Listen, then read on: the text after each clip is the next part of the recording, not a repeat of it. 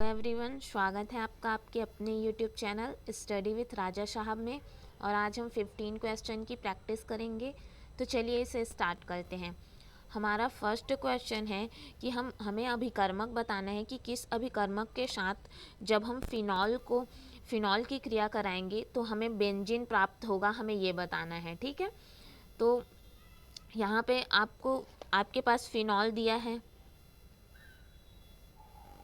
और फिनॉल की जब आप जिंक के साथ क्रिया कराएंगे, ठीक है, जिंक के साथ क्रिया कराएंगे मतलब इससे यहाँ पे जो क्रिया होगी वो आश्वन की होगी। मतलब यहाँ जब हम गर्म करेंगे तब हमको बेंजीन प्राप्त होगा। ठीक है, बेंजीन का जो सूत्र हमको दिया गया है C6H6, वो हमें प्राप्त होगा। साथ ही हमें जिंक ऑक्साइड प्राप्त होगा। तो यहाँ पे आपको अभिकर्मक बताना है, तो यहाँ पे अभिकर्मक का कार्य जो कर रहा है वो जिंक कर रहा है। आपका राइट आंसर हो जाएगा option A, zinc. Next question है कि निम्न में से कौन सा स्ट्रॉन्गेस्ट बेस मतलब सबसे अधिक क्षारीय है, हमें ये बताना है कि इसमें कौन सा ऐसा तत्व जो हमको दिया गया है वो सबसे अधिक क्षारीय है। यहाँ पे जो बोला है स्ट्रॉन्गेस्ट बेस, ठीक है। तो यहाँ पे बात हो रही है क्षारकता की, तो सबसे अधिक क्षारी जो होगा वो आपका option A, ammonia, right answer हो जाएगा। इसके बाद के जो तत्व हैं, ठीक है, जैसे हम आवर्त सारणी में जो क्षारिकता का क्रम देखें तो वो कुछ इस प्रकार रहेगा, ये सबसे अधिक रहेगा। उसके बाद नेक्स्ट जो होंगे और उसके बाद के जो आपके मिलेंगे हाइड्रोक्साइड, अन्य तत्वों के हाइड्रोक्साइड जो होंगे वो उदासीन प्राप्त होंगे आपको। हम ये सभी तत्वों को लिख देते हैं ताकि हमें समझने में आसानी हो।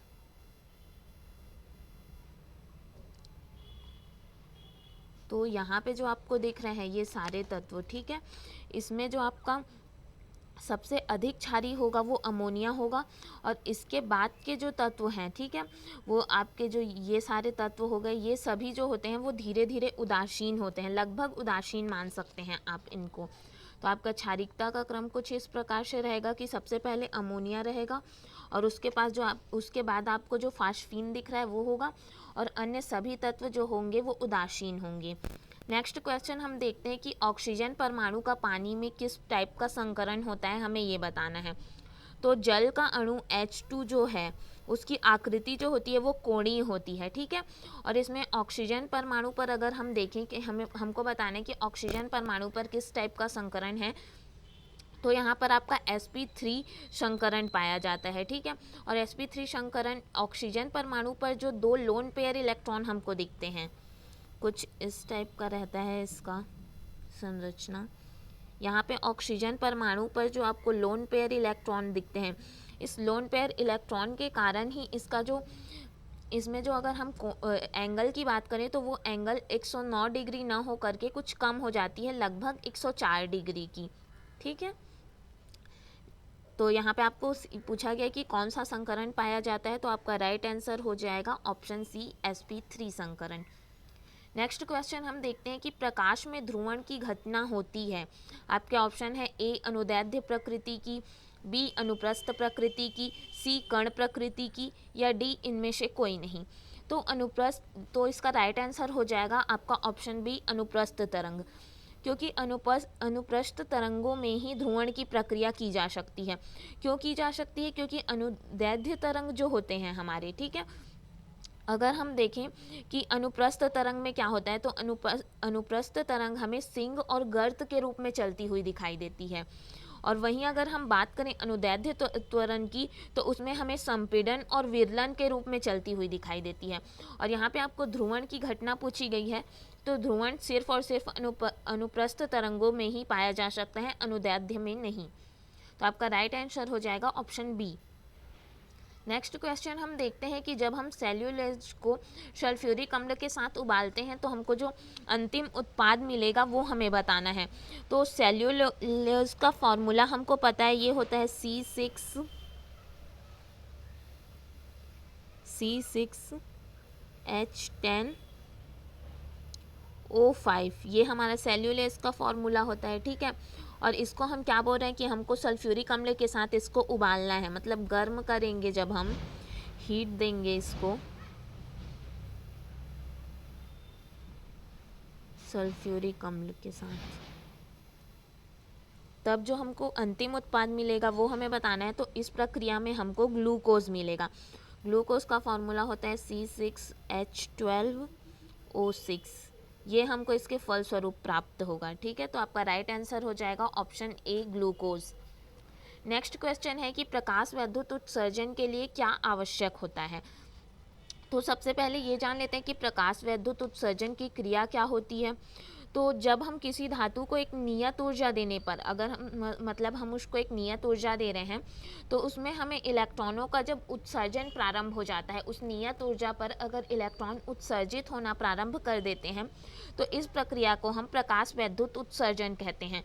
और प्रकाश विद्युत उत्सर्जन के लिए जो होता है यहाँ पे ये प्रभाव केवल तब देखा जाता है जब धातु की सतह पर एक निश्चित आवृत्ति की विद्युत चुंबकीय तरंगों का उत्सर्जन होता है। इस आवृत्ति को हम थ्रेशोल्ड आवृत्ति भी कहते हैं, ये आपको याद रहना चाहिए। और इसके लिए प्रकाश विद्युत प्रभाव के लिए एक कंडीशन होता है, K इक्वल टू होता है H mu minus H mu naught. इसका मतलब ये है कि आपका H म्यू जो होगा वो ग्रेटर देन और इक्वल टू होगा H म्यू नॉट के। और यहाँ पे जो होता है इसका H म्यू नॉट जो होता है वो उत्सर्जित इलेक्ट्रॉन की ऊर्जा होती है, और H म्यू जो है वो आवश्यक न्यूनतम ऊर्जा होती है। ठीक है, तो आपका राइट आंसर हो जाएगा इसका ऑप्शन बी। नेक्स्ट क्वेश्चन हम देखते हैं कि गैमेक्सीन क्या होता है। तो गैमेक्सीन जो होता है आपका बेंजीन हाइड्रोक्साइड जो होता है उसको ही हम गैमेक्सीन कहते हैं। ठीक है, तो आपका राइट आंसर हो जाएगा ऑप्शन डी बेंजीन हाइड्रोक्साइड। तो बेंजीन हाइड्रोक्साइड की अगर हम आकृति की बात करें तो वो कुछ इस टाइप की रहती है। जब हम बेंजीन लेंगे और इसकी क्रिया आप कराओगे 3Cl2 से 200 सेंटीग्रेड पर, तब आपको जो है बेंजीन हेक्साक्लोराइड प्राप्त होगा, और इसकी आकृति इस टाइप की रहेगी, बेंजीन हेक्साक्लोराइड की। यहाँ पे सब तरफ आपको क्लोरीन मिलेगा। ठीक है, ये हमारा बेंजीन हेक्साक्लोराइड होता है, इसको हम गैमेक्सीन कहते हैं। और अगर इसके उपयोग की बात करें तो इसका उपयोग कीटाणुनाशक के रूप में भी किया जाता है। नेक्स्ट क्वेश्चन है, यहाँ पे आपको दिया गया है कि लैम्डा वी, लैम्डा एक्स और लैम्डा एम, जो कि क्रमशः है दृश्य प्रकाश और एक्स किरण और सूक्ष्म तरंग है। तो हमें इसको तरंग लंबाई में निरूपित करना है। ठीक है, तो इसका राइट आंसर क्या होगा आपको ये बताना है। तो इसमें आप देखेंगे तो आप पाएंगे कि यहाँ पर जो आपको दृश्य प्रकाश का तरंग दैर्ध्य आपको पता होगा, तो ये होता है 5000 एंगस्ट्रॉन्ग से 7000 एंगस्ट्रॉन्ग के लिए। ठीक है, और दृश्य प्रकाश है, इसका मतलब ये जो तरंग दैर्ध्य है ये हमारे आँखों के देखने में सहायक होता है, तभी हमें दृश्य प्रकाश की वजह से कोई भी वस्तु क्या होती है, दिखाई देती है। और एक बात और हम जान लेते हैं कि तरंग दैर्ध्य में लाल रंग का तरंग दैर्ध्य जो होता है वो अधिकतम होता है, और बैगनी रंग का तरंग दैर्ध्य जो होता है वो न्यूनतम होता है। यहाँ पे हमको क्रम बताना है, तो आपका राइट आंसर हो जाएगा ऑप्शन डी। मतलब सबसे पहले आपका लैम्डा एम सूक्ष्म तरंग आएगा, उसके बाद लैम्डा वी आएगा मतलब दृश्य प्रकाश, और सबसे लास्ट में आएगा आपका एक्स किरण। नेक्स्ट क्वेश्चन हम देखते हैं कि एक 6 इलेक्ट्रॉन वोल्ट ऊर्जा का इलेक्ट्रॉन हाइड्रोजन परमाणु से टकराता है, तो ये किस प्रकार का संघट्ट है, हमें ये बताना है।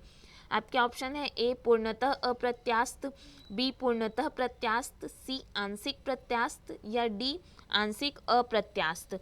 ये किस टाइप का है हमें ये बताना है। तो इलेक्ट्रॉन का जो नाभिक के साथ जो टकराना होता है वो पूरी तरह से प्रत्यास्थ टक्कर होता है, और इसमें ऊर्जा और संवेग जो हैं दोनों ही संरक्षित होते हैं। तो आपका राइट आंसर हो जाएगा ऑप्शन सी आंशिक प्रत्यास्थ। ठीक है, नेक्स्ट क्वेश्चन हम देखते हैं कि कक्षक 4s में चुंबकीय क्वांटम संख्या क्या है।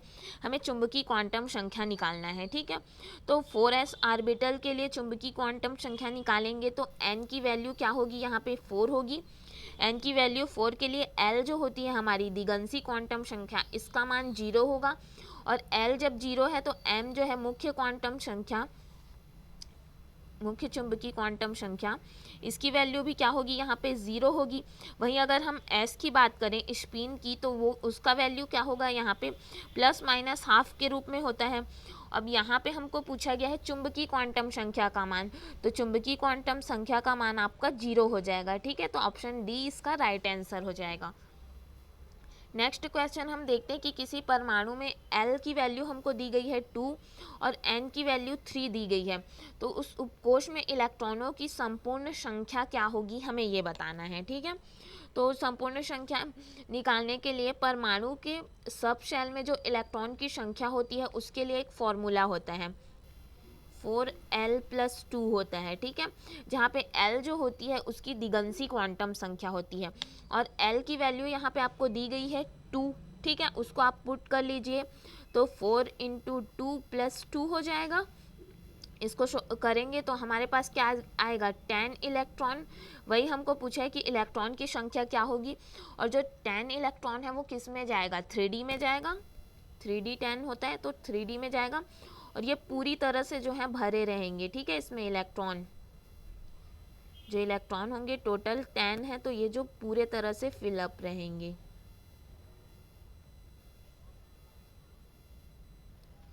नेक्स्ट क्वेश्चन हम देखते हैं, इसका राइट आंसर हो जाएगा ऑप्शन सी 10।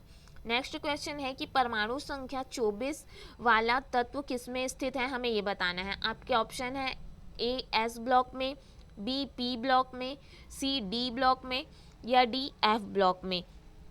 तो आपको इसका ब्लॉक बताना है। तो जो 24 परमाणु संख्या वाला तत्व है वो आपका क्रोमियम होता है।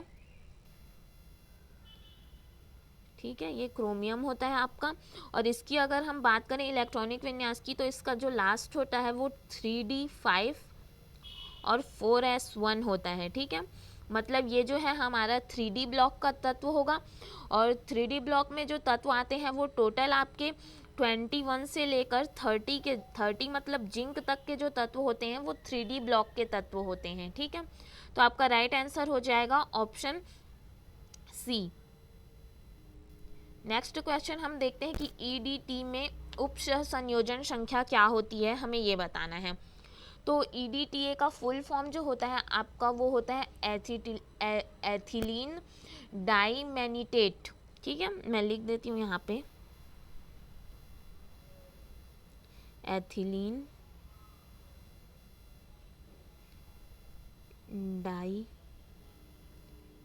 डाइमेनिटेट,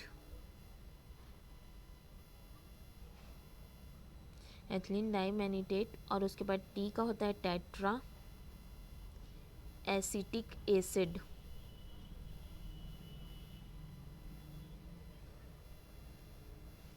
एसिटिक एसिड, ये EDTA का हमारा फुल फॉर्म होता है। ठीक है, इसमें हमको उप संयोजन की संख्या बतानी है। तो ये जो होता है हमारा हेक्साडेंटेट लिगेंड होता है, और इसमें 6 दाता परमाणु पाए जाते हैं। ठीक है, और इस साथ ही साथ हमें इसमें उप संयोजन की संख्या बतानी है। तो इसमें 6 दाता परमाणु हैं, इसका मतलब इसमें 6 उप संयोजन संख्या भी पाई जाएगी। तो आपका राइट आंसर हो जाएगा ऑप्शन डी 6। नेक्स्ट क्वेश्चन है कि निम्न में से सबसे अधिक स्थिर कक्षक कौन सा है, हमें ये बताना है। ठीक है, स्थिरता जो रहती है वो हम जानते हैं कि हुंड के नियम के अनुसार समान ऊर्जा वाले आर्बिटल होते हैं, उसमें पहले एक एक इलेक्ट्रॉन प्रवेश करते जाता है। इसके बाद उसमें से किसी में भी जब दूसरा इलेक्ट्रॉन प्रवेश करता है तब उस ऑर्बिटल के जो दोनों इलेक्ट्रॉन होते हैं वो विपरीत चक्रण वाले होते हैं। विपरीत चक्रण मतलब कुछ इस तरह से होते हैं। तो किसी भी कक्षक में इलेक्ट्रॉन तभी युग्मित होता है जब किसी उपकोष की सभी कक्षकों में एक एक इलेक्ट्रॉन जब पूर्णतः भर जाते हैं, तभी हम क्या करते हैं, युग्मन करते हैं। मतलब नेक्स्ट इलेक्ट्रॉन जो होता है वो अलग कक्ष में भरते जाते हैं। तो यहाँ पे हमको ये बताना है कि सबसे अधिक स्थायी कौन सा है। तो आपका जो राइट आंसर हो जाएगा इसका ऑप्शन सी P3 और D5। अब ये कैसे होगा, ये हम जानते हैं कि P में जो होता है वो टोटल 3 ही होता है। ठीक है, तो इसमें जब आप इलेक्ट्रॉन भरेंगे तो आप इसमें सिंगल सिंगल भरते जाएंगे। तो इस कंडीशन में क्या होता है, जब इसमें युग्मन की क्रिया नहीं होती है तब ये जो होते हैं अधिक स्थायी होते हैं। ठीक है, वहीं अगर हम D5 की बात करें तो D में भी टोटल 5 ही होता है, और इसमें जब आप इसमें युग्मन की क्रिया जब प्रारंभ नहीं हुई रहेगी तो इसमें भी सभी इलेक्ट्रॉन क्या करेंगे, इसी तरह से फिल होते जाएंगे। तो इस तरह से जब इलेक्ट्रॉन फिल होते हैं तो ये अवस्था जो होती है हमारी वो सबसे अधिक स्थायी होती है। ठीक है, तो आपका राइट आंसर हो जाएगा ऑप्शन सी। अदर जो आपको ऑप्शन दिए गए हैं उसमें कुछ ऐसा कंडीशन होगा, अगर P4 बोला है तो 3 इलेक्ट्रॉन होंगे, फिर एक कुछ इस तरह से होगा और बाकी जो 2 रहेंगे वो हाफ हाफ रहेंगे। तो ये कंडीशन जो होता है वो स्थायी नहीं होता, मतलब स्थिर कक्षक वाला कंडीशन इसमें फॉलो नहीं होता है। स्थिर कक्षक तब होते हैं जब उसमें या तो सब सिंगल सिंगल हो या डबल्ड हो। ठीक है, नेक्स्ट क्वेश्चन हम देखते हैं कि बांध में एकत्रित पानी में क्या होता है, किस टाइप की ऊर्जा होती है, हमें ये बताना है। ये बहुत इजी है, आपके ऑप्शन है ए कोई ऊर्जा नहीं होती, बी विद्युत ऊर्जा होती है, सी गतिज ऊर्जा होती है और डी है आपका स्थितिज ऊर्जा होती है। तो डैम बनाने या बांध बनाने की जो प्रक्रिया होती है उसमें पानी को हम क्या करते हैं, संचित करके रखते हैं। ठीक है, पानी को संचित करके रखते हैं, इसका मतलब वहाँ पे क्या होती है, हमारी स्थितिज ऊर्जा पाई जाती है। आपका राइट आंसर हो जाएगा ऑप्शन डी स्थितिज ऊर्जा। आज हमने कुछ 15 क्वेश्चन की प्रैक्टिस की। अगर आपको डाउट हैं तो आप हमें कमेंट सेक्शन पर बताइए और अगर आपको ये वीडियो पसंद आया तो आप इसे लाइक और शेयर कीजिए। Thank you so much.